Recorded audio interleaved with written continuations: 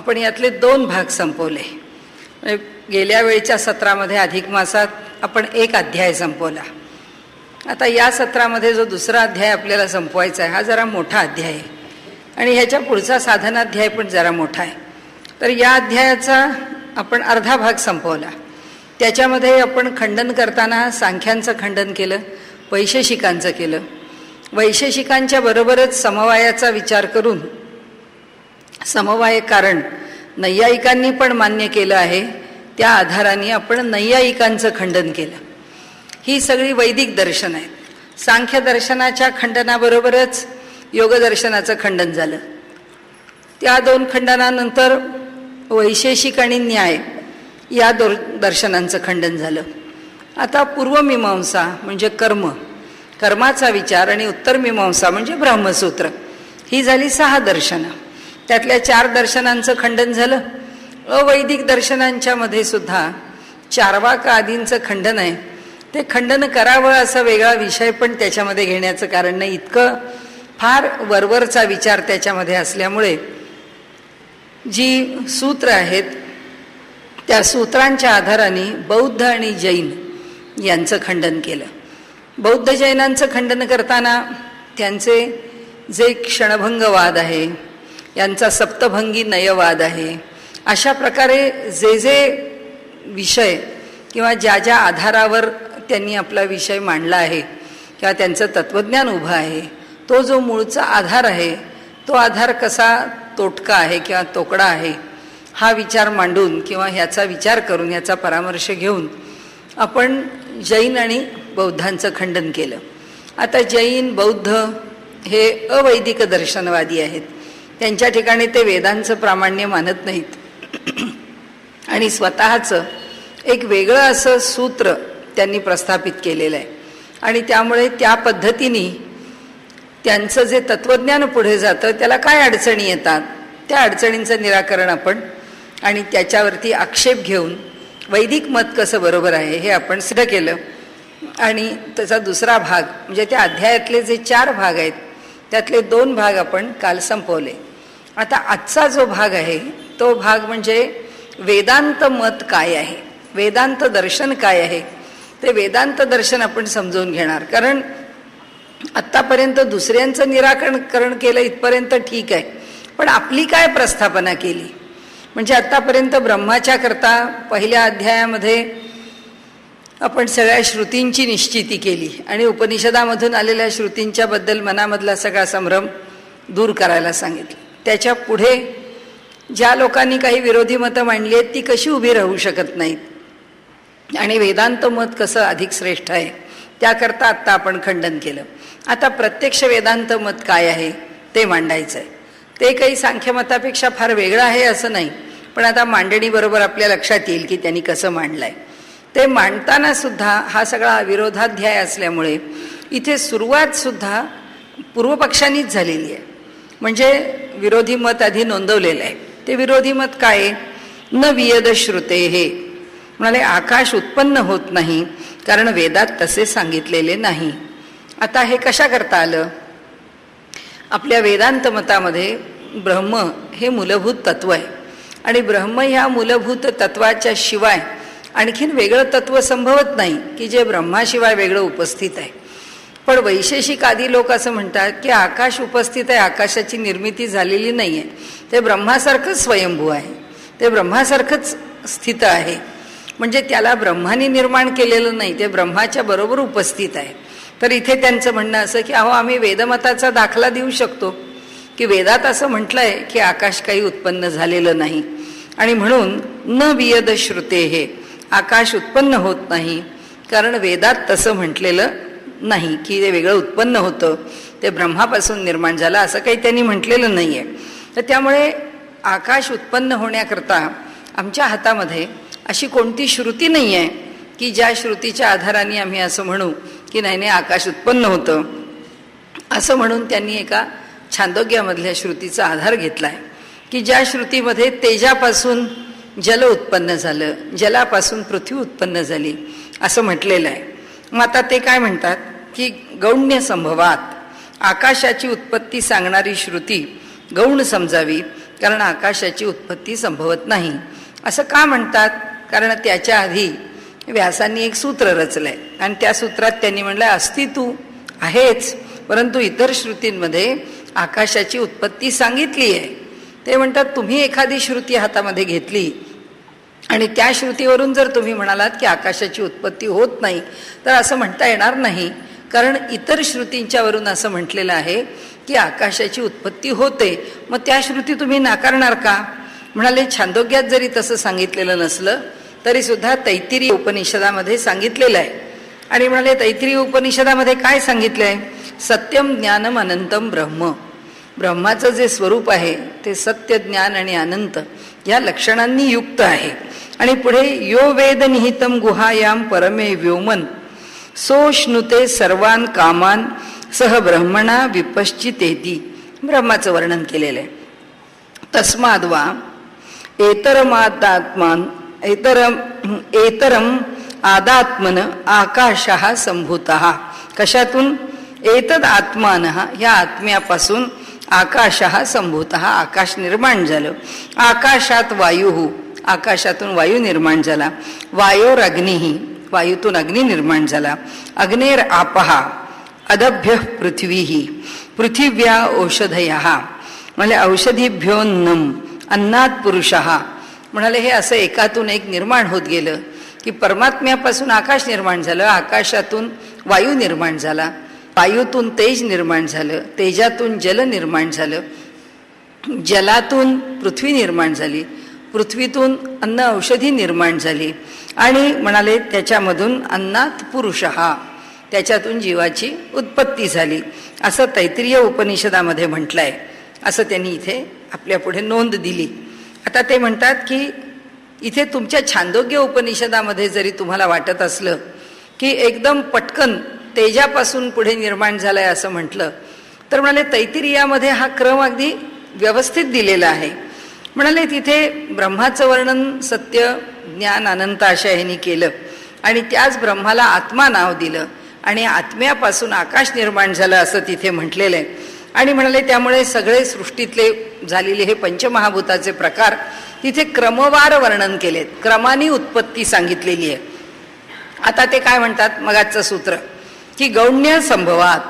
अहो म्हणाले आकाशाचं वर्णन करणारी आणि आकाशाची उत्पत्ती सांगणारी ही जी श्रुती आहे ती म्हणाली गौण समजा, म्हणजे तिचा स्वीकार करू नका, ती महत्वाची नाही आहे. आम्ही ज्या श्रुतीच्या आधाराने पहिल्यांदा सांगितलं न वियद श्रूयते, म्हणाले की श्रुते हे अशा प्रकारे वेदामध्ये श्रुती नाही, हे जे आम्ही पहिल्यांदा सांगितलं तेच खरं आहे. म्हणाले तुम्ही म्हणता ते काही खरं नाही आहे. आता तुम्ही ज्या श्रुतीचं वर्णन करता आहात आणि ज्याच्या आधाराने उत्तर देता आहात ती श्रुती गौण आहे. म्हणाले ती काही प्रधान श्रुती नाही आहे, त्यामुळे ती स्वीकारावी असं काही आम्हाला वाटत नाही. आता हे सांगताना कुणाचं मत स्वीकार्य आहे, म्हणजे हे कुणी आग्रह केला ह्या मत? कणादांनी केला. कणाद म्हणतात की आकाशाची जी उत्पत्ती आहे ती गौण माना तुम्ही. कणाद म्हणजे वैशेषिक. वैशेषिकांनी म्हटलेलं आहे की आम्ही ही काही श्रुती मानत नाही, तिला तुम्ही गौण समजावं. आता का गौण समजावं त्याचा त्यांचा युक्तिवाद आहे. त्यांचा युक्तिवाद असा आहे की आकाश केवढं पसरलेलं आहे, ते असीम आहे, ते अमर्याद आहे आणि आकाशाचं हे स्वरूप लक्षात घेता त्याला कोणी निर्माण केलं आहे असं म्हणण्याची काही गरज आहे असं आम्हाला वाटत नाही, असं वैशेषिक म्हणतात. त्याचं कारण त्यांनी सांगितलं की समवायी किंवा उपादान असं कोणतं तरी कारण असल्याशिवाय आकाश उत्पन्न होतं. म्हणजे काय की त्यांच्या दृष्टीने 1 अणू 2 अणू 3 अणू 4 अणू ते द्वेणुक एकत्र आले असं दिसलं पाहिजे. किंवा उपादान कारण म्हणजे एक वस्त्र निर्माण झालं तर ह्या वस्तूमध्ये तंतू दिसले पाहिजेत तर पट झाला ना, तंतूपासून पट झाला, मातीपासून घट झाला, माती दिसली पाहिजे म्हणजे मग घट झाला, मान्य आहे. आता म्हणाले हे जे आकाश आहे ह्याच्यात काहीच दिसत नाही, ह्याच्यामध्ये कोणतंच लिंग दिसत नाही, त्याचं चिन्ह असं. त्यामुळे आपण पहिल्याच भागामध्ये म्हणजे ब्रह्माची सिद्धी करताना आकाशस्तदलिंगात असं एक वचन किंवा एक सूत्र पाहिलेलं आहे की आकाशाच्या ठिकाणी असे वेगळे वेगळे गुणधर्म काही संभवच नाहीत. ब्रह्माच्या पेक्षा वेगळं काय असेल तर आकाश अचेतन आहे आणि ब्रह्म चेतन आहे. बाकी ब्रह्माचे सगळे गुण आकाशाला लावायचे म्हटले तर कितीतरी महत्त्वाचे गुण आकाशाच्या ठिकाणी प्रकट आहेत. ब्रह्माच्या ठिकाणी असणारे असीम आहे, अमर्याद आहे, निर्गुण आहे, निराकार आहे, वगैरे वगैरे. आणि म्हणून त्यांनी सांगितलं की आकाशाला उपादान कारण नाही, आकाशाला समवाय कारण नाही. मग समवाय कारण पण नाही, उपादान पण कारण नाही, तर आकाश जन्माला आलं कसं म्हणता तुम्ही? आकाश जन्माला नाही आलं, आकाश आहे तसं मुळातच आहे. आणि म्हणून म्हणाले की सूक्ष्मातला सूक्ष्म अंश तरी तिथे उपस्थित असायला हवा होता, तो नाही. म्हणून आम्ही असं मान्य करत नाहीत की आकाशाची उत्पत्ती झाली असं जरी तुमची श्रुती म्हणत असली तरी आम्ही तसं म्हणत नाही. शब्दाच्च वैदिक शब्द आकाशाची उत्पत्ती दाखवित नाहीत. पुन्हा त्यांचा वाद संपत नाही, पुन्हा दुसऱ्या सूत्राने सांगतात, पूर्वपक्ष आहे, पुन्हा विरोध करतात. म्हणाले वैदिक शब्द जे आहेत ते शब्दसुद्धा असं म्हणत नाहीत की आकाशाची उत्पत्ती झाली. म्हणाले आकाशाला अनेक विशेषणं दिलेली आहेत. आकाशाला बृहदारण्यकामध्ये अमृत म्हटलेलं आहे. आणि म्हणाले असं म्हटलेलं असताना वायुश्च अंतरिक्षम चैतद अमृतम. म्हणाले ज्याच्यातून वायू, ज्याच्यातून अंतरिक्ष, त्या अंतरिक्षात जो वायू निर्माण झालेला आहे हे सगळं ज्याच्यापासून निर्माण होतं ते काय? म्हणाले च एतत अमृतम, ते सगळं अमृत आहे. मग आकाश अमृतच झालं ना, आणि परमात्मा अमृतच आहे, मग आकाश अमृतच झालं. मग आकाश जन्माला कसं आलं? आकाश नाहीच जन्माला आलं. म्हणाले ह्या बृहदारण्यक उपनिषदामध्ये आकाशाला अमृत म्हटलेलं आहे. मग आता असं जर ते सर्वव्यापी नित्य असणारं जर आकाश आहे तर मग तुम्ही आकाश जन्माला आलं कसं म्हणता? म्हणाले आत्मा आकाश आहे, आकाशाला अंत नाही. असं अतिविशाल जे आकाश आहे ते जन्माला आलं असं म्हणू नये. आणि म्हणून आकाशाची उत्पत्ती केव्हाही स्वीकारता येत नाही असं त्यांनी त्या ठिकाणी ठामपणे सांगितलं. आता पुन्हा पूर्वपक्ष आहे. स्याच्चैकस्य ब्रह्मशब्दवत, एकच ब्रह्मशब्द ज्याप्रमाणे गौण व मुख्य अर्थाने श्रुतीमध्ये योजलेला आहे त्याचप्रमाणे उत्पन्न होणे हा शब्द पण दोन्ही ठिकाणी दोन्ही रीतीने समजावा. म्हणजे कसं की काही ठिकाणी आकाश, आता अन्न हे ब्रह्म आहे असं म्हटलंय, छांदोग्यामधलाच विषय आहे. सनत कुमार आणि नारद संवाद आहे, त्या संवादामध्ये त्यांनी प्रत्येक गोष्ट कशी ब्रह्म आहे, शब्द हे ब्रह्म मानून उपासना करावी, त्याच्यापेक्षा श्रेष्ठ प्राण हे ब्रह्म मानून उपासना करावी, त्याच्यापेक्षा श्रेष्ठ मन हे ब्रह्म मानून उपासना करावी, बुद्धी हे ब्रह्म मानून उपासना करावी, ध्यान हे ब्रह्म मानून उपासना करावी, प्राण हे ब्रह्म मानून उपासना करावी, अन्न हे ब्रह्म मानून उपासना करावी. असं अनेक प्रकारांनी ह्या प्रत्येकाला ब्रह्म मानलंय. मग असे काय 5-25 ब्रह्म आहेत का? उपनिषदामध्ये जर सांगताना जर असं ह्या प्रत्येकाला ब्रह्म म्हटलंय आणि ब्रह्म मानून जो उपासना करायला सांगितलंय तर मग इथे गौण भावानीच ब्रह्म शब्द वापरलाय ना. म्हणजे अन्न ब्रह्म आहे, म्हणजे अन्नाचं अपार महत्व आहे. म्हणजे आपण म्हणतो की हा मनुष्य किती विद्वान आहे हो, अगदी बृहस्पतीचा अवतार आहे. म्हणजे तो काय खरंच बृहस्पतीचा अवतार असतो का? त्याचं आपण वर्णन करतो. काय माणसं आहेत ही, हिमालयाच्या उंचीची माणसं आहेत, काय यांची श्रेष्ठता आपण वर्णन करणार? म्हणजे लोकांनी जर फुटपट्टी घेतली किंवा मीटर गेज घेतलं आणि त्याच्यात मोजायला लागलं ह्या माणसाची उंची किती, आपण आवचे हो हा 6 फुटापेक्षा काही उंच नाही आहे, तुम्ही हा हिमालयासारखा उंच कसा म्हणता? आपण म्हणतो अहो हिमालयासारखा उंच हे काही प्रमुख अर्थाने घेतलंय का? हे गौणार्थाने आहे की त्याचं महत्त्व सांगताना आम्ही त्याला ह्या दृष्टांत दिलाय. तर हे लोक म्हणतात की जर ब्रह्माच्या विषयी तुम्ही उपनिषदांमध्ये किंवा श्रुतींच्या मध्ये गौण आणि प्रमुख अर्थाने विवेचन करता तर मग इथे आमचं उत्पन्न होणे हा जो शब्द आहे तो सुद्धा दोन्ही अर्थाने घ्या. तोही दोन्ही अर्थाने घेतला तर काय अडचण आहे? म्हणून म्हणाले की ब्रह्म उत्पन्न किंवा ब्रह्म जे मुळात आहे आणि जगाची उत्पत्ती व्हायची आहे त्याच्या आधी आकाशाची स्थिती जशी आहे तशीच होती. म्हणजे आकाश हे तसंच होतं असं जर धरलं तर दोघांच्याही ठिकाणी विभू म्हणजे सर्व ठिकाणी व्यापून राहिलेलं असं जे त्याचं स्वरूप आहे ते दोघांचंही सारखेपणाने आहे. ईश्वर सर्वदूर व्यापून आहे, आकाश सर्वदूर व्यापून आहे. आकाशाने व्यापलं नाही असं काही स्थान आहे का? म्हणाले अशी कुठेच जागा नाही की ज्याला आकाशाने व्यापलेलं नाही. म्हणून म्हणाले म्हणून श्रुतींनी ब्रह्म आणि आकाश यांना अद्वय म्हटलेले, ते दोघेही सारखेच आहेत. या दोघांच्यामध्ये सारखेपण आहे. आणि म्हणून म्हणाले ह्या दोघांच्या विषयी बोलताना तुम्ही लक्षात घ्या की हे दोघे जर एकमेकांच्या सारखे आहेत तर आता आकाश हे उत्पन्न झालं असं तुम्हाला म्हणण्याचं कारण काय म्हणाले. आता इथे त्यांनी म्हटलंय की म्हणून पुन्हा एकदा सांगतो की आकाशाला काही उत्पत्ती नाही. आता या लोकांनी एक आपल्याकडे तत्त्वज्ञानाच्या पातळीवरती जेव्हा वादविवाद होतो किंवा एखादं भाष्य लिहिलं जातं त्याच्यामध्ये एखादं विधान केल्यानंतर न्यायशास्त्राप्रमाणे काही दोष सांगितलेत. त्याच्यात एक प्रतिज्ञाहानी हा दोष सांगितला की एक विशिष्ट प्रतिज्ञा केलेली आहे. प्रतिज्ञा याचा अर्थ एक विशिष्ट विधान केलेलं आहे, एक विशिष्ट स्टेटमेंट करून झालेलं आहे. आता ते स्टेटमेंट सर्व मान्य आहे. म्हणजे आपल्या इथं कोणतं स्टेटमेंट आहे, वेदांनी जे सांगितलं आहे ते सर्व मान्य आहे. असं सर्वमान्य विधान केल्यानंतर जर ते लोकांनी मान्य केलेलं आहे, उलटं म्हणू आपण की वेदांचं जे विधान आहे ते सर्व मान्य आहे, असं हे सर्वमान्य विधान आहे. त्या विधानाला जर बाधा येत असेल तर तुम्ही जे म्हणता, आता उत्तर पक्ष सुरू झाला म्हणजे आता उत्तर द्यायला सुरुवात झाली. ते आता म्हणतात की अहो असं नाही, तुम्ही म्हटलेलं आम्ही कसं मान्य करू, कारण तुम्ही कोणतीही श्रुती घ्याल त्याचा तुमच्या मनाप्रमाणे कसाही अर्थ लावाल आणि तुम्ही जर आम्हाला म्हणालात की हे मान्य करावं लागेल तर आम्हाला मान्य करता येणार नाही. का करता येणार नाही, त्याचं कारण म्हणाले एकच आहे की त्या ठिकाणी प्रतिज्ञाहानी हा दोष निर्माण होतो.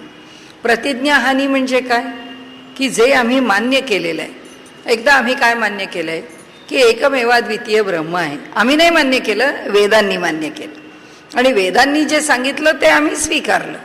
आता हे सगळ्यांनी तुम्ही मान्य केलं की वेदांनी असं म्हटलंय त्याचा अर्थ हाच आहे आणि याच अर्थाने आपण हे सगळं स्वीकारलंय. आता काय अडचण आहे म्हणाले. आणि म्हणून ते पुढे काय म्हणतात की प्रतिज्ञा हानिरव्यतिरेकात शब्देभ्यः म्हणाले. आता इथे काय होतं, ब्रह्माशिवाय कोणालाही पूर्वी अस्तित्व नाही हे मान्य केले तरच वेदातील प्रतिज्ञेची हानी होणार नाही. कारण वेदात ब्रह्माच्या पलीकडे पूर्वी कुणाला अस्तित्व होतं असं मान्यच केलेलं नाही आहे. हे श्रुतीवरूनच समजते.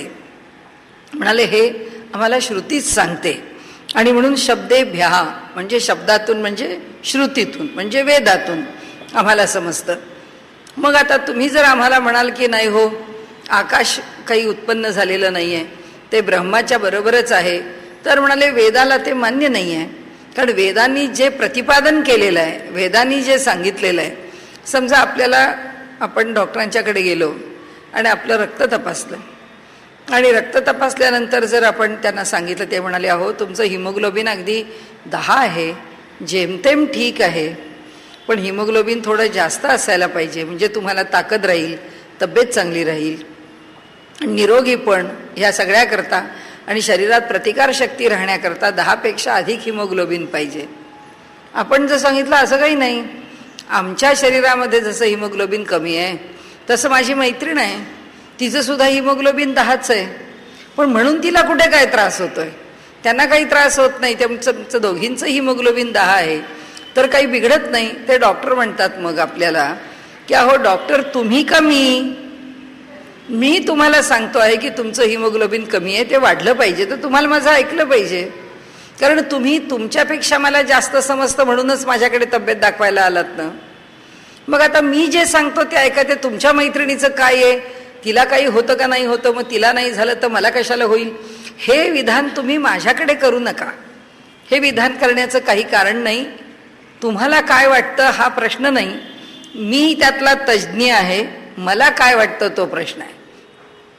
असं जेव्हा आपण व्यवहारामध्ये म्हणतो हो बरोबर आहे डॉक्टर असं नाही, आम्ही आपलं तुमच्याशी बोललो, आमच्या मनात शंका होती म्हणून आम्ही बोललो, शेवटी तुम्ही म्हणाल तेच आम्हाला प्रमाण आहे, आमच्या मनामध्ये काही वेगळा विषय नाही किंवा वेगळा विचार नाही. डॉक्टर म्हणतात ठीक आहे मी सांगतो ते औषध घ्या, 2-3 महिने औषध घेतलं की तुमचं हिमोग्लोबिन वाढेल, मग तुमच्या खाण्यातून तुमची तब्येत सुधारेल. ठीक आहे, हे जसं व्यवहारामध्ये आपण मान्य करतो तसं इथं वेदांती म्हणतात की हे बघा तुम्ही तुमचं तत्त्वज्ञान उभं केलं, तुमच्या तत्त्वज्ञानामध्ये तुम्ही एक श्रुती उचलली, त्या श्रुतीचा अर्थ तुम्हाला पाहिजे तसा तुम्ही लावला, त्याचा मागे पुढे संदर्भ किंवा एकूण त्याच्या मागचा तो अर्थ लावताना त्याच्या मागचा काय जो भाव आहे तो समजून घेतला नाही. आणि असा भाव न समजताना तुम्ही अर्थ लावून जर तो अर्थ निश्चित केला तर कसं चालेल? हा तुमच्या मनाने निश्चित केलेला आहे. तुम्ही ज्या वेदांना मान्य केले, तुम्ही तो वेद मान्य करता आणि तुम्ही वेदाचा एक दाखला देता, तो ज्या श्रुतीचा दाखला देता त्याचा अर्थ तरी तुम्ही नीट लावून पाहिलायत का? मग हा जर तुम्ही नीट लावला नाही आणि बाकीचा सगळा वेद जर असं बोलत नाही, म्हणजे बाकीचा सगळा वेद किंवा वेदातली अनेक वचनं किंवा जवळजवळ सगळीच वचनं किंवा तुम्ही म्हटलं आहे ते पण वचन, त्याचा अर्थ असा होत नाही की आकाश हे ब्रह्माच्याच बरोबर उत्पन्न झालेलं होतं, ब्रह्मापासून आकाश उत्पन्न झालं होतं किंवा झालेलं आहे, हे जे वेदांनी म्हटलं आहे त्याच्यामध्ये कुठेही बदल संभवत नाही. सर्वदूर एकच म्हटलंय वेदांनी, तुम्ही त्याचा अर्थ वेगळा लावलाय, वेदात त्याचा अर्थ वेगळा नाही आहे. आणि म्हणून ते सांगतात, हे कोण म्हटलं? हे नैयायिक म्हणतात. ही प्रतिज्ञाहानी हा शब्द जो आहे तो नैयायिकांशी निगडीत आहे. म्हणजे एखादं विधान करायचं आहे, एखाद्याला एखाद्याचं मत खोडून काढायचं आहे, तर ते मत खोडून काढताना हे असे दोष येता कामा नये. म्हणजे वैशेषिकांनी जर वेदांत्यांना खोडून काढायचं आहे तर वैशेषिकांच्या म्हणण्यामध्ये दोष कोणता आहे? प्रतिज्ञाहानी हा दोष निर्माण होतोय. वैशेषिक जे बोलत आहेत किंवा वैशेषिकांनी जे विधान केलंय त्या विधानामध्ये प्रतिज्ञाहानी हा दोष आहे. म्हणून त्यांनी सांगितलं तुमच्या विधानातला दोष आहे, असं दोषयुक्त विधान करून तुम्ही तुमची बाजू सिद्ध करू शकत नाही. कसं म्हणाले? म्हणाले आकाश उत्पन्न होत नाही या मतांचा हे जे मत मांडलं त्याकरता तार्किकांनी म्हणजे नैयायिकांनी वेदातल्याच एका श्रुतीचा आधार घेतला, छांदोग्यातल्या, आणि त्या श्रुतीचा आधार घेऊन त्यांनी या ठिकाणी त्याची संगती लावून दिली. पण म्हणाले त्यांचे विचार जे आहेत ते योग्य ठरू शकत नाहीत. का ठरू शकत नाही? कारण ब्रह्माशिवाय मुळामध्ये दुसऱ्या कोणाचं अस्तित्व असणं शक्य नाही. आता याच्याकरता ही एकमेवाद्वितीय सत्य आहे, याच्याशिवाय दुसरी सत्ताच या विश्वात संभवत नाही. म्हणजे ब्रह्म नंबर 1, ब्रह्म नंबर 2, ब्रह्म नंबर 3 असं संभवत नाही. सगळं काय आहे ते एकच ब्रह्म आहे. आणि मग तुम्ही हे आकाश नावाचं दुसरं त्याच्याबरोबर उत्पन्न झालं असं तुम्ही कसं म्हणता, असा त्यांचा प्रश्न आहे वेदांत्यांचा. आणि वेदांती म्हणतात तुम्ही म्हणता हे बरोबर नाही. त्याचं कारण आहे की वेदांनी ब्रह्म हे एकमेवाद्वितीय आहे हे निसंशयपणे प्रतिपादित केलेलं आहे. वेदाला त्याच्याबद्दल संशय नाही आहे. आता फक्त म्हणाले त्या ब्रह्माला पण दुसऱ्या कोणत्याही साधनाची, सत्तेची, मदतीची जरुरी नाही आहे. त्यामुळे तेही अपेक्षा करत नाही की आम्हाला दुसऱ्या कशाची तरी जरुरी आहे. मग म्हणाले इथे तुम्हाला कशा करता असं वाटतं तार्किकांना की हे जे ब्रह्म आहे, हे ब्रह्म आणि आकाश एकाच वेळी उत्पन्न झालेले आहेत, आकाशाला ब्रह्मापासून उत्पन्न होण्याची गरज नाही असं जे तुम्ही म्हणता हे असं म्हणता येत नाही. आता तुम्ही म्हणाले आम्हाला छांदोग्याची श्रुती सांगता, आम्ही तैत्तिरीयाची श्रुती तुम्हाला सांगितली की छांदोग्यामध्ये तेजापासून पुढे जन्माला आलं असं म्हटलं, आणि आम्ही तैत्तिरीयामध्ये असं म्हटलं तो आत्मा आहे, तो आत्मा म्हणजे ब्रह्म आहे, ते ब्रह्म म्हणजे सत्य ज्ञान अनंत आहे. त्या ब्रह्मालाच आत्मा म्हणून त्या आत्म्यापासूनच आकाश, आकाशातून वायू, वायूतून तेज, तेजातून जल आणि जलातून पृथ्वी, मग पृथ्वीतून अन्न, औषधी, त्याच्यामधून पुरुष, अशी सगळी जगाची निर्मिती झालेली आहे असं आम्ही तुम्हाला सांगितलं. आता म्हणाले ह्या दोन श्रुतीत काय अंतर आहे सांगा बरं. म्हणाले एक लहान मुलं आहे, दृष्टांत दिला, एक लहान मुलं आहे, त्याला खूप भूक लागली तर तो घरी आला आणि तो म्हणाला आई मला काहीतरी खायला दे. तर आई म्हणाली हे बघ शिरा तयार आहे, हा शिरा खा. तर तो शिरा खाल्ल्यावर मुलगा म्हणाला मस्त झाला आहे शिरा, मला खूप आवडला. आणि त्या मुलाने तो शिरा खाल्ला आणि त्याला एकदम आनंद झाला की आई मला भूक लागली होती आणि तू इतकं माझ्या आवडीचा पदार्थ मला खायला घातलास. म्हणजे त्या बाईनी शेजारणीला सांगायची वेळ आली. त्या दोघी भेटल्यावर तिचं म्हणाली की अहो काय माझा मुलगा संध्याकाळी खेळून आला, इतका भूक लागली होती त्याला, इतका भुकेला होता, आल्याबरोबर आई भूक भूक करत आला, बरं झालं मी घरात खायचा पदार्थ करून ठेवला होता, त्यामुळे ताबडतोब मी त्याला शिरा दिला खायला. त्या मुलाने खाल्ला, त्याला मोठा आनंद झाला, खेळायला निघून गेला तो म्हणाले आनंदाने. एवढंच बोलली. म्हणाले दुसरी बाई आहे तिने पण मुलाला खायला शिराच केला. तिचाही मुलगा शाळेतून भूक भूक करत घरी आला. मग तिने त्या मैत्रिणीला सांगितलं, असा भूक लागून घरी आला होता, कडाडून भूक लागली होती, घाई करत होता नुसती मला काहीतरी खायला दे म्हणून. आता ती सांगायला लागली. ती म्हणाली, अहो तो असा भूक भूक म्हणायला लागल्याबरोबर मी चूल पेटवली, त्याच्यावर ते भांडं ठेवलं, त्याच्यामध्ये तूप घातलं, त्याच्यात रवा घातला, तो रवा मी भाजला, त्या रव्याला त्याच्यात दुप्पट तिप्पट पाणी घातलं, त्याच्यात दूध पण घातलं, त्याच्यात पाणी पण घातलं, त्याच्यात साखर पण घातली, केशर पण घातला, वेलदोडा पण घातला, या मुलांना बरं म्हणून जरा सुकामेवा पण घातला, आणि तो शिरा मी केला आणि त्या मुलाला गरम गरम मी शिरा खायला घातला. म्हणून त्याला इतका आनंद झाला, माझा मुलगा शिरा खाऊन बाहेर गेला.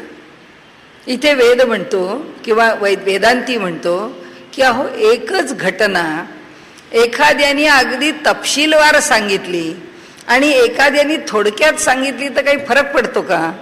काही फरक पडत नाही. घटना तीच आहे. घटना 2 वाक्यात सांगता येते. मुलाला भूक लागली, आईने त्याला शिरा खायला दिला, फार तर 3रं वाक्य तो आनंदाने खेळायला निघून गेला, संपलं. मला असं सांगितलं काय किंवा लांब लचक तपशीलवार त्याचा परामर्श घेत सांगितलं काय, त्याचं सगळं अहवाल वाचन केलं काय, काय फरक पडतो? काही फरक पडत नाही. त्याच्या मूळ मुद्द्याला काही बाधा येते का? तसंच आहे म्हणाले. आकाश आणि वायू हे 2 आपल्या डोळ्याला दिसत नाहीत. म्हणजे आकाश नावाची वस्तू नाही. आता तिथे त्या आकाशामध्ये सूर्याचे किरण पडतात आणि त्यातल्या धुलीकणांच्यामुळे तो जो रंग तयार होतो आकाशाचा तो निळसर होतो त्या पोकळीचा. नाही तर ती पोकळी अवकाश म्हणजे काय आहे? नुसता काळोख आहे. जितकं वरवर वरवर जाईल आणि जिथे सूर्याची किरणं असणार नाहीत, या अवकाशाचं स्वरूप काय राहील? नुसतं काळोखाचं राहील. इथे सूर्याच्या खालचा आकाश आहे म्हणून ते निळं आहे, त्याला काहीतरी एक रंग उत्पन्न झाला आहे त्याच्यामध्ये. नाहीतर म्हणाले ते आम्हाला दिसत नाही आणि त्यामुळे खऱ्या आकाशाची कल्पना पण आम्ही करू शकत नाही की आकाश या उंचीवर काय असेल. आता इथे सुद्धा आकाशच आहे, पण हे आकाश दिसतंय कुठे आम्हाला खोलीतलं? आपण ह्याला मठाकाश म्हणतो की ही खोली बांधलेली आहे, ह्या खोलीतली जी पोकळी आहे या पोकळीतच आपण राहतो की नाही. तर ही जी पोकळी आहे, आपण काय म्हणतो, आम्ही घर बांधलं. आता हे जे बांधलं किंवा आपण म्हटलं आम्ही शारदा मठात आलो आणि त्यांच्या मठामधल्या मूळ गाभाऱ्यामध्ये त्याच्या पुढच्या सभामंडपामध्ये आम्ही बसलो. मग आता आम्ही जे बांधलं किंवा मठ म्हणून जे बांधलं त्याच्या ज्या सभामंडपामध्ये आम्ही बसलो त्या सभामंडपाच्या ह्या 4 भिंती आहेत. आता जे बांधलं त्यात आम्ही राहिलोय का? आम्ही काही भिंतीत राहिलेलो नाहीये. आणि आम्ही ज्यात राहिलोय, आम्ही आत्ता ज्यात बसलोय ते बांधलंय का? कारण बांधलेल्यात काही आम्ही राहत नाहीये आणि आम्ही ज्यात राहतो आहे ते बांधलेलं नाहीये. हे अवकाश आहे. म्हणजे अवकाश आम्ही फक्त इथं सीमित करून घेतलं. या 4 भिंतींनी आम्ही आकाशाला सीमित केलं म्हणून याला मठाकाश म्हटलं. हे बाहेर आहे, एवढी मोठा बगीचा, इतका सुंदर बगीचा, इतका प्रसन्न बगीचा आहे. त्या बगीचाच्या वर पण आकाश आहे. आम्ही आमच्या गावातलं आकाश पाहिलं, म्हणजे आम्ही पुण्यातलं आकाश पाहिलं. आम्ही हिमालयात गेलो. आमच्या इथे पण डोंगर आहेत, टेकड्या आहेत. हिमालयात तर हिमालयच आहे, पण इथे ह्या टेकड्यांच्या आश्रयाने निर्माण झालेलं वरचं आकाश आणि हिमालयामध्ये गेल्यानंतर दिसणारं आकाश आपल्याला इथून तिथं गेल्यावर पण आश्चर्य वाटतं आणि तिथून इथे आल्यावर पण आश्चर्य वाटतं. इथे एवढंच आकाश आहे असं वाटतं, एवढ्याशाच उंचीवर आकाश आहे. आणि हिमालयात गेलं तर आकाश बघायला मान वर करावी लागते, इतकं उंच आहे. का? कारण ते हिमालयाची शिखरच मुळात इतकी उंच आहेत की त्या शिखरांच्या वर ती पोकळी आम्हाला दिसते.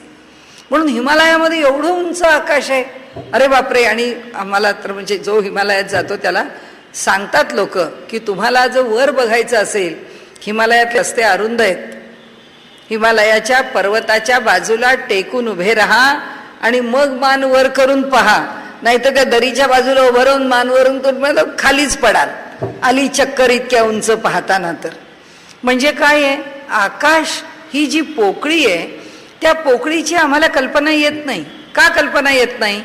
कारण ते आमच्या दृष्टीला जसं स्थूल दिसायला पाहिजे, जसा एक विशिष्ट आकार दिसायला पाहिजे, तसा आकाश नावाचा आकार नाही आहे ना, ते निराकार आहे. आता वायू आम्हाला दिसतो का? आम्हाला जाणवतो. खूप वारा सुटलाय की आपल्या अंगाला तो लागून जातो. कारण ह्या वातावरणामधून तो जाताना आम्हाला स्पर्श करतो आणि त्या वायूचा स्पर्श आमच्या देहाला जाणवतो. पण आता इथे वायू आहे हे आम्हाला काही बघायला मिळत नाही. आम्हाला वारा म्हणजे काय असतो ते दिसत नाही. आणि म्हणून त्यांनी म्हटलं आकाश पण दिसत नाही आणि वारा पण दिसत नाही, हे दोन्ही दिसत नाहीत. आणि म्हणून म्हणाले त्या छांदोग्य उपनिषदामध्ये अग्नी दिसतो की नाही, म्हणाले जी दिसतं आहे त्या महाभूतापासून वर्णन केलंय की तेजापासून जल झालं, जलापासून पृथ्वी झाली, असं म्हणाले त्यांनी वर्णन केलेलं आहे. तुम्ही आपल्या ठिकाणी असा दोष का निर्माण करता?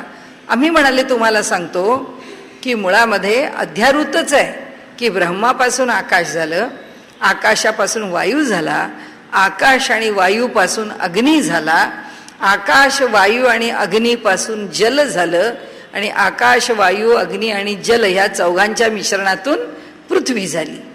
एवढं सगळ्यांनी सांगितलंच पाहिजे असं काही त्यांच्यावर बंधन नाही आहे. समजून देण्याच्या दृष्टीने त्यांना जे शब्द वापरावेसे वाटले ते शब्द त्यांनी वापरले आणि त्यांच्या पद्धतीने त्यांनी वर्णन केलं. आणि म्हणून तुम्हाला सांगतो म्हणाले की वेदांनी जे सांगितलेलं आहे ते एक लक्षात ठेवा की ह्या सबंध जगामध्ये, ह्या सबंध ब्रह्मांडामध्ये हे ब्रह्म भरून राहिलेलं आहे. ह्या सगळ्या जगाचं कारण कोण आहे? ते ब्रह्म आहे. आता ते जे ब्रह्म आहे तर त्या कारणाहून भिन्न कार्य आहे, म्हणजे कारण आणि कार्य याच्यामध्ये भिन्नता आहे. आता हे जर मान्य केलं तर म्हणाले त्या कार्याचं जे ज्ञान आहे किंवा कार्य जे आम्हाला समजतं त्याचंच तेवढं आम्हाला ज्ञान होतं. कोणाचं? कारणाच्या ज्ञानामुळे कार्याचं आम्हाला ज्ञान होतं. कसं होतं? तर हा घट आहे, हा घट कशाचा आहे? हा घट मातीचा आहे. हे वस्त्र आहे, हे वस्त्र कशाचं आहे? हे वस्त्र तंतूपासून निर्माण झालंय. मग आम्हाला ज्ञान काय होतं? हा तंतू कशाचा आहे? हा तंतू कापसाचा आहे का हा तंतू रेशमाचा आहे का हा तंतू सिंथेटिक फायबरचा आहे? माहिती नाही. म्हणाले बघायला पाहिजे तो तंतू कशाचा आहे. तो तंतू जर एकदा आम्हाला समजला की तो कशाचा आहे तर म्हणाले आम्हाला त्याचं ज्ञान झालं. पण एक गोष्ट कळली ना की घट त्याचं कारण कोण आहे? तर माती आहे. पट म्हणजे वस्त्र, त्याचं कारण कोण आहे? तर कापूस आहे. त्याचं कारण कोण आहे? तर रेशीम आहे. म्हणाले जेव्हा आम्ही जेव्हा आकाश आहे असं म्हणतो तेव्हा त्या आकाशाचं कारण कळलं पाहिजे ना. आकाशाचं कारण म्हणाले ब्रह्मच आहे. ब्रह्मापेक्षा म्हणाले आकाशाला जर वेगळं मानलं तर म्हणाले ब्रह्माचं ज्ञान झालं. ज्या लोकांना ब्रह्माचं ज्ञान झालं त्यांनी असं म्हटलंय का की आम्हाला ब्रह्माचं ज्ञान झालं म्हणजे आकाशाचं ज्ञान झालं? असं कोणी म्हणत नाही. ब्रह्माचं ज्ञान होतं तेव्हा आकाशाचं ज्ञान होतं म्हणण्याचं कारण नाही. कारण ब्रह्म मूळ कारण आहे. त्याच्या ज्ञानामध्ये आकाशाचं ज्ञान होतं किंवा आकाशाचं ज्ञान झालं आम्हाला, मग आता आम्हाला ब्रह्मज्ञान झालं असं कोणी म्हणू शकतं का? म्हणाले असंही कोणी म्हणू शकत नाही. कारण आकाशाच्या ज्ञानाने काही ब्रह्माचं ज्ञान होत नाही. म्हणजे ब्रह्माचं ज्ञान होण्याकरता आकाशाचं ज्ञान उपयोगी पडत नाही. आकाश नावाची वेगळी वस्तू नाही. आणि दुसरं असं आहे की त्यामुळे ब्रह्मज्ञानामुळे जर आकाशाचं ज्ञान होत नाही तर आपल्याकडे जी श्रुती आहे की ज्याचं ज्ञान झालं असता सगळं ज्ञान होतं, मग आता ती श्रुती जर आम्ही आकाशाला लावली, ईशावास्य उपनिषदातली श्रुती आहे की जे एक कळल्याने सगळे कळल्यासारखे होते असं बृहदारण्यकात पण म्हटलंय आणि असं ईशावास्य उपनिषदात पण म्हटलंय. मग आता इथे जर आपण असं म्हटलं की जर जे एक कळल्याने सगळ्याचे ज्ञान होते तर एका आकाशाचं ज्ञान झालं तर आम्हाला सगळ्याचं ज्ञान होणार आहे का? म्हणाले नाही होत. एका आकाशाचं ज्ञान होऊन सगळ्याचं ज्ञान होत नाही, पण एका ब्रह्माचं ज्ञान झालं तर मात्र सगळ्याचं ज्ञान होतं. म्हणजे आकाश हे ब्रह्मासारखं स्वतंत्र समर्थ तत्व नाही असं वेदांत्यांनी सांगितलं. आता ते म्हणाले दुसरा मुद्दा काढला, म्हणजे सर्वम खलु इदम ब्रह्म, अशी वेदाची श्रुती आहे की हे जे जग आहे ते सर्व काही ब्रह्मच आहे. ते सगळं काही ब्रह्मानीच भरलेलं आहे. मग ते सगळं जर ब्रह्मानी भरलेलं आहे तर मग ते आकाशाने भरलं आहे असं का नाही म्हटलं? त्यांनी म्हणायला हवं होतं की सर्वम खलु इदम ब्रह्म आकाशम, आकाशाने पण भरलेलं आहे.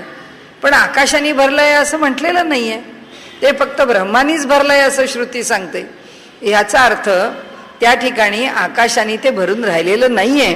मग आता तुम्ही जर आकाश उपस्थित आहे असं जर म्हटलात तर वेदश्रुतींच्या किंवा वेदांच्या मंत्रांच्या किंवा वेदांच्या शब्दांच्या किंवा वेदाच्या अर्थाच्या विरुद्ध होईल की नाही?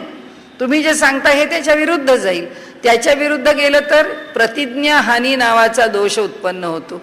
तो दोष चालणार नाही, म्हणजे तुमचं विधान जे आहे ते चूक ठरतं. प्रतिज्ञा हानी याचा अर्थ नैयायिक दुसऱ्याला परास्त करण्याकरता, त्यांचा पराजय करण्याकरता हे शब्द वापरतात की अहो इथे प्रतिज्ञा हानी हा दोष निर्माण झाला. मग समोरचं म्हणतो अरे बापरे चुकलं बरं का, चुकलं, आता आम्ही असं विधान करू शकत नाही, असं करताच येणार नाही. नियम मानावेच लागतात की नाही. आता आपण परवा बघितलं की त्याचे 99 वरती तो वीरेंद्र सेहवाग आउट झाला, बरोबर आहे ना, आणि त्यांनी तो बॉल टाकताना मुळातच नो बॉल टाकला. तो एक पाऊल पुढे आला, कारण त्याला माहित होतं मॅच हे जिंकणारच आहेत, कारण नो बॉल जरी टाकला तरी एक रन त्यांना मिळणारच आहे. एका रननीच त्यांना जिंकायचं होतं, म्हणजे आपल्या नो बॉलमध्ये ते जिंकतीलच. पण जर आपण साधा बॉल टाकला आणि त्यांनी मारलीच सिक्सर त्या बॉलवरती, म्हणजे याचं शतक होऊ द्यायचं नाही, म्हणजे त्याचं 99 वरतीच तो खेळ थांबला ना, म्हणजे मग त्याचं 100 झाले असते ना, त्याचं शतक झालं असतं, त्याचं 105 झाले असते, म्हणजे त्याला त्या खेळात शतक मिळालं असतं, ते मिळू नाही द्यायचं. मग त्यांनी काय केलं? तो नियमाच्या बाहेर गेला का? नियमाच्या बाहेर नाही गेला. असं होऊ शकतं, नो बॉल पडू शकतो.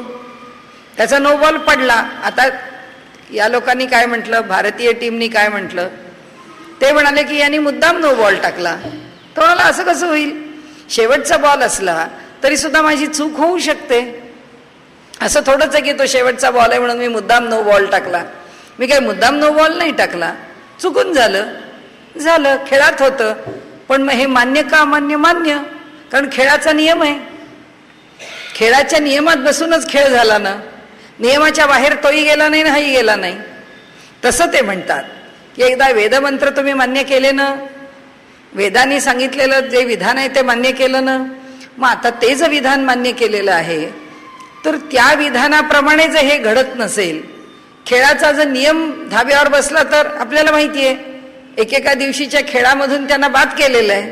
आपण आता परवा पण पाहिलं क्रिकेटमध्ये की त्यांनी नियमाला तोडून जेव्हा खेळ केला त्यावेळी त्यांनी सांगितलं की तुम्हाला आता आम्ही एक शिक्षा करतो की 1 दिवसाचा खेळ तुम्ही खेळू नाही शकणार, तुम्हाला शिक्षा आहे की ही जी वनडे मॅच आहे ती तुम्ही नाही खेळू शकणार. म्हणजे नियमाला तुम्ही अपवाद नाही करू शकत, नियम टाळून तुम्ही काही नाही करू शकत. सगळी जी द्वंद्व खेळ आहेत, सगळे जे प्रत्येक खेळामध्ये 2 बाजू आहेत, त्या दोन्ही बाजू समोरच्याला चुकवत राहतात. नियम धाब्यावर बसून चुकवतात का? नाही, नियम पाळून चुकवतात, नियम पाळून हरवतात. समोरचा माणूस बॉल टाकतो, तो नियमात टाकतो, आणि क्रिकेटचा जो त्यावेळचा बॅट्समन आहे, जो खेळणारा आहे, तो आपली बॅट बरोबर अशी वापरतो किंवा अशी फिरवतो किंवा असा टोला मारतो की जे सगळे त्याचे बॉल उचलायला उभे राहिलेले त्यांना टाळून त्याचा बॉल मधून निघून जातो आणि त्याला चौकार मिळतो. तसं त्यांचं इथे म्हणणं आहे. प्रतिज्ञा हानी म्हणजे वेदांनी एक नियम तुम्हाला सांगून ठेवलेला आहे, तो जो काही नियम आहे त्या नियमात तुम्ही बोला. आता त्या नियमाच्या तुम्ही विरुद्ध बोललात, त्या नियमाच्या विरुद्ध बोललात, आता आम्ही तुमचं मान्य करत नाही. वेदांती म्हणतात तुमचं मत आम्ही सोडून दिलं.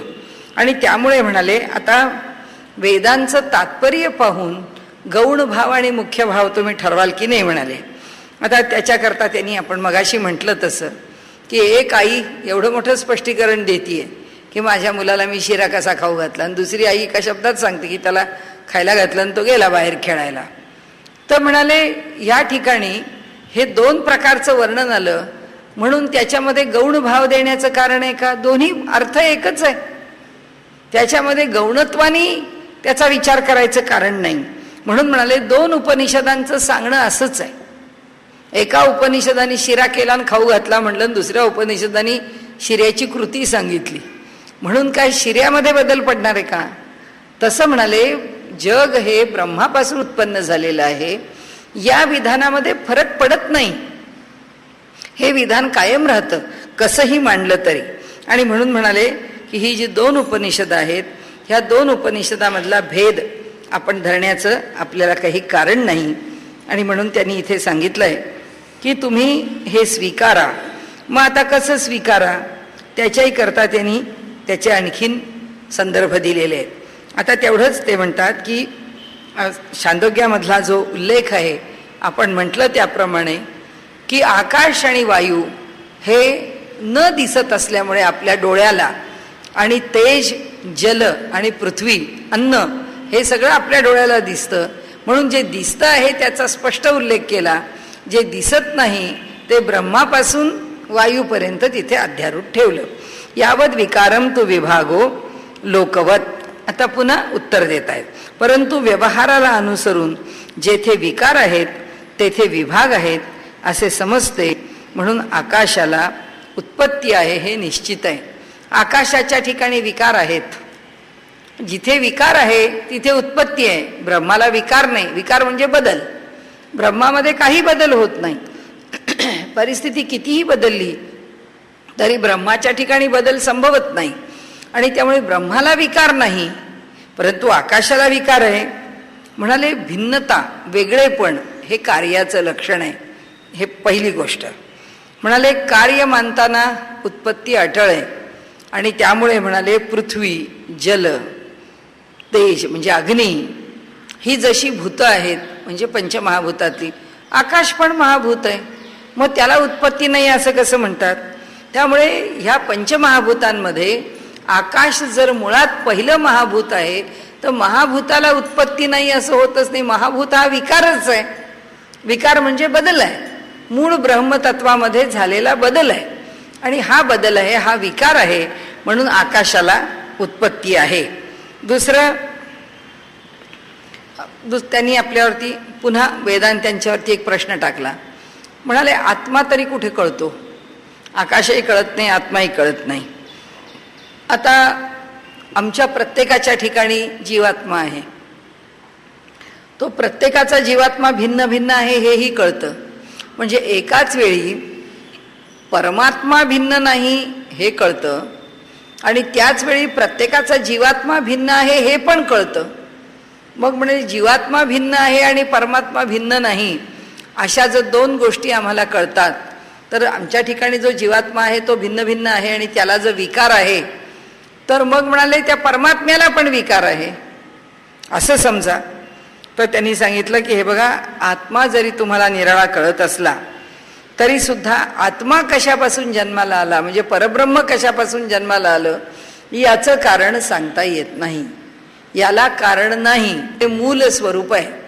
ते मूलभूत तत्व आहे. कारण ते मानल्याशिवाय तुम्ही पुढे जाऊच शकत नाही. जर वैशेषिक द्रव्याला मूल मानतात तर द्रव्याच्या मागे काय? तर वैशेषिक म्हणतील वेडे आहेत का तुम्ही? आम्ही सांगितलं ना आमचा मूळ पदार्थ द्रव्य आहे. तर आता आपल्याला जर कोणी खिचडी करायला सांगितली आणि तांदूळ आणि मुगाची डाळ आपल्यासमोर ठेवली आणि खिचडी करायचं म्हटलं, आपण म्हटलं नाही अहो ह्याची तांदूळ आणि मुगाची डाळ ठेवली पण ह्याच्या मागे काय? ह्या तांदूळाच्या मागे काय पदार्थ आहे की ज्या पदार्थापासून खिचडी आपण म्हणतो खिचडी बनवायचे पदार्थच तांदूळ आणि मुगाची डाळ आहे. ह्याच्या मागे काय असणार आहे? तो तांदूळ ज्या झाडाला आला ते तांदूळ ज्या ठिकाणी उगवतो आणि त्याच्या ज्या ठिकाणी भाताचे सगळे हे लागतात, जेव्हा भात जेव्हा पिकून येतं तेव्हा आम्हाला दिसतं की भात भरलेला आहे तिथे आणि भाताला जे फूट आलेली आहे त्या फुटीमधून तांदूळ म्हणजे साळ ती बाहेर पडलेली आहे. मग आता त्याच तुम्हाला ती साळ आणून देऊ का असं विचारील. नाही साळ नाही. मग साळ नको तर ती ज्याच्यातून ते निर्माण झालं ते त्याचं हिरवं पातळ आणून देऊ का? आपण म्हणून नाही. मग कशापासून निर्माण झालंय? नाही आम्हाला तांदूळच पाहिजे. मग म्हणाले विषय संपला. की त्याच्या मागचा पदार्थ तसं आहे की ब्रह्माच्या मागे काय आहे? ब्रह्माच्या मागे काही नाही. एकदा तांदूळ परिपक्व होऊन आमच्या हातात आला की तांदूळाच्या मागे काय आहे हे बोलण्याला अर्थ नाही. आपण पहिल्यांदाच म्हटलं बीज आणि अंकुर न्याय. बीज आधी का अंकुर आधी हा व्यवहारामध्ये प्रश्न येईल की आधी तांदूळ निर्माण झाला आणि त्याला बी आलं का आधी बी हातात आलं आणि तांदूळ निर्माण झाला, हे आपल्या कल्पनेच्या पलीकडचं आहे. कारण ही सगळी सृष्टी अनादी आहे. त्यामुळे ह्या अनादी सृष्टीमध्ये आधी बी जन्माला आलं का आधी तांदूळ जन्माला आला हे आम्ही निष्कर्ष काढू शकत नाही. या सृष्टीतल्या या इतर पदार्थांची ही स्थिती आहे. ही सृष्टी ज्याच्यापासून निर्माण झाली आहे त्या ब्रह्माला दुसरं कारण नाही. दही खातो आहोत, दह्याला काय कारण आहे? दूध हे कारण आहे. आम्ही जगामध्ये व्यक्ती आहोत, आम्हाला काही कारण आहे का? नाही, आम्हाला काही कारण नाही आहे. असं म्हणू शकतो का? नाही, आम्हाला कारण आहे. आम्हाला आमच्या आई आहेत, वडील आहेत, आईवडिलांचे आईवडील आहेत. मग आपली कुलपरंपरा आपण सांगतो की बाबा इतक्या मागेपर्यंत आमच्या घराण्यातली आम्हाला माहिती आहे. पण त्या ब्रह्माच्या बाबतीमध्ये ते ब्रह्म कुणाचं कार्य आहे का? ते ब्रह्म कुणाचंच कार्य नाही. आपण जसे भोंडल्याची गाणी म्हणतो ना, त्या भोंडल्याच्या गाण्यामध्ये असं अंगण सुरेखबाई आणि शेवटी कुठे जातो? अशा करंजा सुरेखबाई माहेरी धाडाव्या. आता त्या अंगणापासून करंजांपर्यंत आपण काय करतो? कारण आणि कार्य, कारण आणि कार्य हेच सांगत जातो की ब्रह्म हे आकाशाचं कारण आहे. आता आकाश हे वायूचं कारण आहे. आता जे कार्य आहे तेच पुढच्याचं कारण होतं. म्हणजे ब्रह्म हे आकाशाचं कारण आहे, आकाश हे वायूचं कारण आहे. आता अग्नीचं कारण ब्रह्म, आकाश, वायू आणि मग अग्नी. आता सगळ्यांचंच कारण ब्रह्म आहे, त्यामुळे ब्रह्म पुन्हा घ्यायलाच नको सारखं सारखं. मग आकाश घेतलं, वायू घेतला, अग्नी घेतला, हे तीन मिळून कुणाचं कारण आहे? जलाचं कारण आहे. मग आता आकाश, वायू, जल, अग्नी आणि जल हे चार मिळून कुणाचं कारण आहेत? पृथ्वीचं कारण आहे. म्हणाले आता ह्याचं त्याच्या मागे उलटे गेलो, आता आकाशाचं कारण ब्रह्म आहे सांगितलं, तर ब्रह्माचं कारण सांगावं म्हणाले. ते म्हणाले अहो ब्रह्माचं कारण सांगता येत नाही, ब्रह्मच हे सगळ्याचं मूळ कारण आहे. म्हणून ब्रह्माला आपण आदी कारण म्हणतो, ब्रह्माला मूळ कारण म्हणतो. त्याच्या मागे कार्यकारण परंपरा जात नाही, कारण तो स्वयंपूर्ण आहे, तो स्वतः श्रेष्ठ आहे. तर आता दुसरं त्यांनी सांगितलं की कोणी असं म्हटलं की आत्मा वगैरे आम्ही मानत नाही, आत्मा नाहीच आहे आणि आत्म्याचं स्वरूप किंवा आत्म्याची स्थिती किंवा अस्तित्व हे आम्ही का मानावं? म्हणाले असं कसं होईल? तुम्हाला मानलंच पाहिजे. कारण तुम्हाला जर ज्ञान होतं तर ज्ञान जेव्हा होतं तेव्हा ज्ञाता म्हणजे आपण, ज्ञेय म्हणजे ही वस्तू ज्याचं ज्ञान व्हायला पाहिजे ती, आणि ज्ञान म्हणजे मी जाणून घ्यायला बसली आहे की अरे ह्याच्यात काय आहे. समजा कोणीतरी समोर बसलाय, त्यांना जर असं वाटलं ह्या बाई रोज एक डबी उघडून ठेवतात, काय ठेवतात त्या डबीमध्ये, असंच ज्याच्या मनात येईल तो ज्ञाता आहे. त्याला जाणून घ्यायचं आहे. त्याला काय जाणून घ्यायचं आहे? ही डबी जाणून घ्यायची. उत्सुकता असली की तो म्हणतो चला आपण प्रवचन संपलं की आधी जवळ येऊ आणि बघूया काय आहे त्याच्यामध्ये. तो जवळ आला तर त्याने डोकावून पाहिलं, काही नाही, त्याच्यात खडीसाखर आणि लवंग दिसती. तो म्हणतो ठीक आहे, समाधान झालं. कारण त्याला तेच पाहिजे होतं की काय आहे त्याच्यामध्ये ठेवलेलं. त्याला कळलं की बाबा याच्यामध्ये त्या खडीसाखर आणि लवंग ठेवतात, ज्ञान झालं त्याचं. पण हे ज्ञान व्हायला ज्ञाता पाहिजे ना, तो जाणून घेणारा पाहिजे ना. तो जो जाणून घेणारा आहे, तो जाणून घेणारा कुणामुळे आहे? तिथे चैतन्य आहे म्हणूनच आहे. चैतन्य नसेल तर तो जाणून घ्यायला कोणी उभा नाही राहणार. आणि म्हणून त्यांनी सांगितलं, एक छान उदाहरण दिलं की म्हणाले एखाद्या माणसाने आपल्याला हाक मारली की अरे तू जागा आहेस ना, की तो माणूस म्हणतो हो हो अरे मी जागाच आहे, तुझीच वाट बघत होतो, तुझी वाट बघतच मी पडून राहिलो होतो. आणि दुसरा जो माणूस म्हणाला, यांनी जो हाक मारली की अरे तू जागा आहेस ना, तर तो जो माणूस म्हणाला नाही नाही मी जागा नाही, मी झोपलोय. तर तो म्हणेल अरे ज्या अर्थी तू मला उत्तर देतो आहेस त्या अर्थी तू जागाच आहेस. तू जर गाढ झोपला असतास तर तू मला उत्तर दिलं असतंस का? झोपेत तू उत्तर देऊ शकत नाहीस. तू ज्या अर्थी मला उत्तर देतोयस त्या अर्थी तू झोपेतून तरी जागा झालायस किंवा मुळात तू झोपलेला तरी नाहीयेस, म्हणजे तू मला उत्तर देऊ शकतो.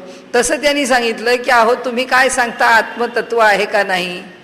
अहो आत्मतत्व आहे का नाही हे सांगायला तुम्ही जेव्हा विचारता आहात आत्मतत्व आहे का नाही, तेव्हाच सिद्ध आहे आत्मतत्व आहे.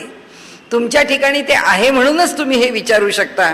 आणि म्हणून त्यांनी सांगितलं की म्हणाले जे मला बोलता येतं किंवा आम्ही काही बोलू शकतो, म्हणजे हा शेवटची त्यांनी काय म्हणूया तर्क किंवा त्यांच्यावरती शेवटचा केलेला युक्तिवाद आहे. त्यांनी म्हटलं, अहो तुमच्या तोंडात जीभ आहे आणि तुम्हाला बोलता येतं म्हणून तुम्ही काहीही बोलता का? म्हणजे तुम्हाला आकाश उत्पन्न झालं नाही हे सांगण्याकरता आत्माच नाही हे म्हणण्या इतकं तुम्ही जे तर्क करता आहात, म्हणजे याचा अर्थ तोंडात जीभ आहे म्हणून काही बोलावं, बोलता येतं म्हणून काही विधान करावं असं आहे का? असं त्यांनी म्हटलंय. म्हणाले आकाशाच्या ठिकाणचे गुण आणि ब्रह्माच्या ठिकाणचे किंवा आत्म्याच्या ठिकाणचे गुण म्हणाले पुष्कळसे सारखे आहेत. सगळ्यात मोठा गुण कोणता? तर आकाश सर्व दूर व्यापलेलं आहे आणि परब्रह्म सुद्धा सर्व दूर व्यापलेलं आहे. आता परब्रह्माला कळून घेण्याकरता कसं ते सर्व दूर व्यापलं असेल बरं, असं जर आम्हाला वाटलं आणि त्याला जर आम्हाला कळून घ्यायचं आहे असं म्हटलं तर आम्हाला काय करावं लागतं? काहीतरी व्यवहारातली वस्तू पाहावी लागते ना. आत्ता आपण जसं म्हटलं की नाही की आत्मा आहे की नाही असं त्यांना म्हणायचं आहे आणि आत्मा आहेच असं त्यांना आपल्याला सांगायचं आहे. तर आपण काय विधान केलं? आपण एक प्रश्न विचारला, काय रे बाबा जागा आहेस का तू? तो म्हणतो हो मी जागाच आहे, बसलोच आहे, तुझीच वाट बघतोय. आणि दुसरा म्हणतो छे छे मी कुठला जागा, मी गाढ झोपलोय. आपण म्हणतो खोटं बोलतोयस, तू गाढ झोपल्यावर मला काय उत्तर देशील का? तुझ्या अर्थी उत्तर देतोयस त्या अर्थी तू गाढ झोपलेलंच नाहीयेस. म्हणजे हे विधान आपण केव्हा करतो? की आपण का करतो? आपण एवढ्याच करता करतो की आपल्याला हे कळावं की जे ब्रह्मतत्व आहे ते समजून घेण्याची प्रक्रिया काय. व्यवहारातलं हे उदाहरण दिलं मग आपल्या लक्षात येतं की खरंच आहे.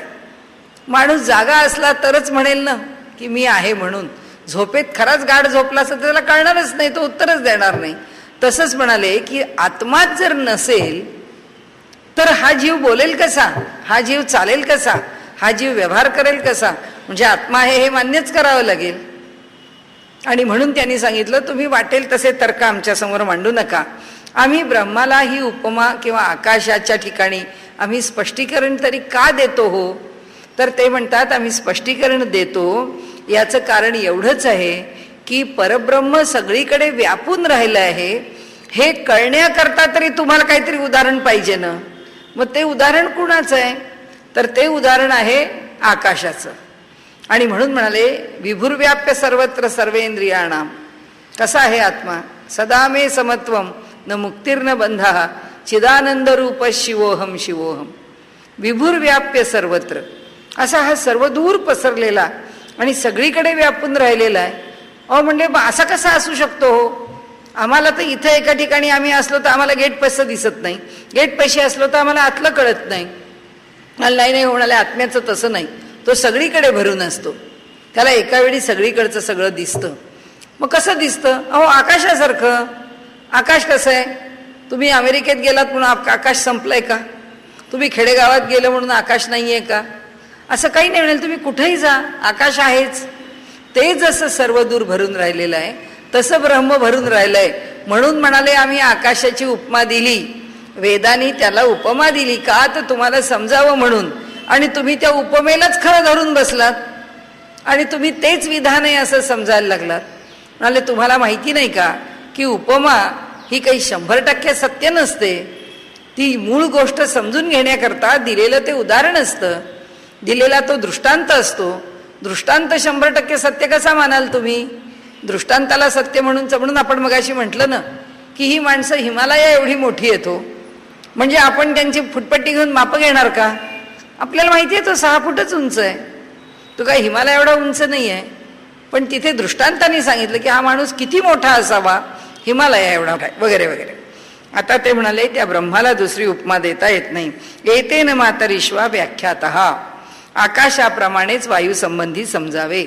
मातरिश्वा नावाचा म्हणजे वायूला मातरिश्वा असं म्हटलंय जो संबंध सर्व दूर भरून राहिलेला आहे, वारा भरून राहिलेला नाही अशी एकही जागा नाही, सर्व दूर तो भरून राहिलेला आहे. म्हणून आकाशाप्रमाणेच वायूची सुद्धा म्हणाले वेद गौरवानी स्तुती करतं की आकाश जसं सर्व दूर भरून राहिलंय तसं वायूही सर्व दूर भरून राहिलेला आहे. आणि म्हणून म्हणाले आकाशासारखंच वायूला समजा. आणि म्हणून छांदोग्य उपनिषदामध्ये आकाश आणि वायू हे ब्रह्मापासून निर्माण झाले असं न म्हणता त्यांनी सरळ तेज उत्पन्न झालं, तेजातून जल आणि जलातून पृथ्वी असं त्यांनी म्हटलं. आता म्हणाले असंभवस्तू सतोनुपपत्ते हे, परंतु सत्स्वरूपी आत्मा उत्पन्न होत नाही, कारण त्याची उत्पत्ती संभवत नाही. म्हणजे आकाशाचा जनक ब्रह्म आहे, या बाबतीमध्ये आपण निशंक असावं. पण मूल कारण ब्रह्माच्या विषयी आपण शंका घेऊ नये. ज्या ब्रह्माची उत्पत्ती कशापासूनच होत नाही, जे सगळ्या उत्पत्तीचं मूल कारण आहे, त्याच्या मागे कार्यकारणाच्या ठिकाणी कोणतंही कारण लागू पडत नाही. त्याच्या मागे कार्यकारण भाव नाही, ते मूळ कारणच आहे. आणि त्यामुळे ब्रह्मामध्ये कमी जास्त कशातून निर्माण होणं हे संभवत नाही. आता हे संभवत नाही सांगितल्यानंतर त्यांनी पुढे सांगितलं, तेजोतस्तथा ह्याह, म्हणून तेजाची उत्पत्ती वायूपासून होते. कारण श्रुती तसे सांगते. आता त्याचं स्पष्टीकरण घ्यायचं आपल्याला काही कारण नाही. आता वेदांत मत आपण पुढे आलं. आता वेदांत मत काय आलं, आपण या निष्कर्षाप्रत आलो की ब्रह्म हेच मूल कारण आहे. आणि ब्रह्म ह्या मूल कारणापासून आकाश या तत्वाची पहिल्यांदा उत्पत्ती झाली आहे. आता आकाश या तत्वातून वायू, मातरिश्वा वायू या तत्वाची उत्पत्ती झाली आहे. आता वायूतून तेजो ततस्थाय ह्याह, तेजो तस्त था ह्याह, अशा प्रकारे ते तेज उत्पन्न झालंय. आपहा, त्या तेजामधून म्हणजे आकाश, वायू आणि तेजातून आप म्हणजे जल उत्पन्न झालंय. पृथिव्यधिकार रूप शब्दांतरेभ्याहा, प्रकरण, रूप आणि इतर श्रुती यावरून अन्न शब्द पृथ्वीचाच वाचक आहे. म्हणजे त्याच्यातून आपातून पृथ्वी निर्माण झाली. आता ह्या जलातून पृथ्वी निर्माण झाली आणि ह्या पृथ्वीतून अन्न उत्पन्न झालं. आणि ह्या अन्नाच्या संदर्भामध्ये म्हणाले, छांदोग्य उपनिषदामध्ये जलातून अन्न उत्पन्न झालं असं म्हटलं. जलातून अन्न उत्पन्न झालं असं जरी म्हटलं तरी पृथ्वीचा आश्रय मधला सोडता येणार नाही. आता ह्या सगळ्याचं उत्तर म्हणाले आमचं देऊन झालेलं आहे. आता ह्याच्या पुढे तदभिध्यानादेवतु तल्लिंगात सहा, तो परमात्माच त्या त्या कार्याचे चिंतन करून ते कार्य उत्पन्न करतो. कारण श्रुतीमध्ये त्याची लक्षणे दृष्टीस पडतात. याचा अर्थ काय, परब्रह्माने आकाश निर्माण केलं. आकाशापासून वायू निर्माण करताना आकाशाला मुखत्यारपत्र दिलं का? आकाशाला मुखत्यारपत्र नाही दिलं की आता तुझ्या स्वतंत्रपणाने तुला काय निर्माण करायचंय ते कर. तसं नाही. त्या सगळ्यावरती नियंत्रण कोणाचं आहे? परब्रह्माचंच आहे. आकाशातून वायू निर्माण झाला, ह्याच्यामध्ये सुद्धा नियंत्रण कोणाचं आहे? त्याच तत्वाचं आहे. तो परमात्माच त्या त्या कार्याचे चिंतन करून ते कार्य उत्पन्न करतो. तो परब्रह्मच, तो परमात्माच ते उत्पन्न करतो, दुसरा कोणी करत नाही. कारण श्रुतीमध्ये त्याची लक्षणे दृष्टीस पडतात. असं का होतं? त्याचं कारण असं ते म्हणाले की आम्हाला त्या प्रकारच्या श्रुती बघायला मिळतात की ज्या श्रुतीमध्ये ब्रह्मानी आकाश उत्पन्न केलं, ब्रह्मानी तेज उत्पन्न केलं, ब्रह्मानी असं जर नसतं तर आम्ही जेव्हा बघतो की लोक हिमालयाचं दर्शन घेतात, हिमालयावर श्रद्धा ठेवतात, हिमालयासारख्या एका पर्वताला साक्षात देव मानतात आणि तो हिमालय त्याचे लाभ करून देतो, त्याचं दर्शन घडवतो. गंगा आहे, पाणी आहे, पण आम्ही त्या गंगेला देवता मानतो आणि त्या गंगेला देवता मानल्यानंतर ती देवता साक्षात दर्शन देते. ती देवता त्या त्या व्यक्तीला तिच्या ठिकाणी त्याची जी श्रद्धा आहे त्या श्रद्धेप्रमाणे लाभदायी ठरते. आणि म्हणून म्हणाले की ज्या अर्थी या प्रत्येकाच्या पृथ्वी आहे, ह्या पृथ्वीमधून सुद्धा अनेक, आता पृथ्वीमधून आमच्या सीता माता वरती आल्या, ती पृथ्वी ही देवता आहे आणि त्या देवतेची कन्यका ही जानकी आहे किंवा वैदेही आहे. आता ती तिथून जन्माला आलेली आहे सीता, ती भूमिकन्या आहे, ती भूमीतून जन्माला आली आहे. म्हणजे भूमी ही देवता आहे. म्हणजे आम्ही समजतो तसं ह्या जमिनीला अर्थ नाही असं नाही. म्हणून तर आपण म्हणतो की पृथ्वीला की विष्णुपत्नी नमस्तुभ्यम पादस्पर्शम क्षमस्व मे, की सकाळी उठल्यानंतर आपण म्हणतो तिला की बाई ग, तुझ्यावर आम्ही आता पाय ठेवणार आणि तुझ्यावरून आम्ही चालत राहणार, तर तू साक्षात विष्णूची पत्नी आहेस. तुझा अधिकार मोठा आहे, तर तुझ्यावरून आम्ही कसं चालावं? आम्ही तुझ्याकडे क्षमायाचना करतो, तुला नमस्कार करतो आणि उठल्यावर पाय खाली ठेवतो. तोपर्यंत ठेवणार नाही आम्ही पाय खाली. ही जी धारणा आहे, ही धारणा काय सांगते? ही धारणा काय वेडी श्रद्धा सांगते का? म्हणजे अंधश्रद्धा निर्मूलनवाद्यांनी इथे येऊन निदर्शनं करायची का? की अहो तुम्ही कसली प्रवचनं करता? त्या मातीला तुम्ही देवी म्हणता, त्या पाण्याला तुम्ही देवी म्हणता, त्या डोंगराला तुम्ही देव म्हणता, असं कुठे असतं का? आज विज्ञानच सिद्ध करत आहे.